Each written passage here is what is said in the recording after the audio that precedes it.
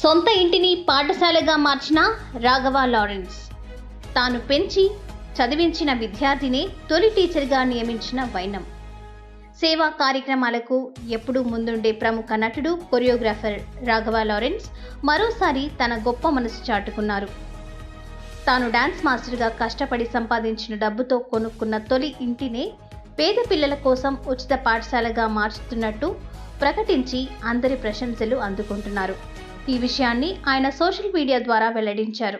ప్రస్తుతం తాను నటిస్తున్న కాంచనా 4 సినిమా కోసం తీసుకున్న అడ్వాన్స్ మొత్తంతో ఈ పాఠశాల పనులు ప్రారంభిస్తున్నట్లు లారెన్స్ తెలిపారు. ఈ ఇల్లు తనకు ఎంతో ప్రత్యేకమైనదని, డాన్స్ మాస్టర్గా పనిచేస్తున్న రోజుల్లో తాను దాచుకున్న డబ్బుతో కొన్న మొదటి ఇల్లు ఇదని రాఘవ లారెన్స్ తెలిపారు.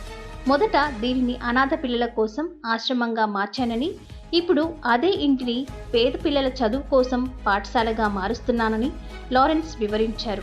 ఈ సేవా కార్యక్రమంలో మరో గర్వించదగ్గ విషయం ఏంటంటే, లారెన్స్ పెంచి చదివించిన పిల్లల్లో ఒకరు ఇప్పుడు టీచర్గా మారి ఇదే పాఠశాలలో తొలి ఉపాధ్యాయురాలిగా చేరబోతుండడం నిజంగా ఈ విషయం తనకు మరింత ఆనందాన్ని ఇస్తోందంటున్నారు లారెన్స్.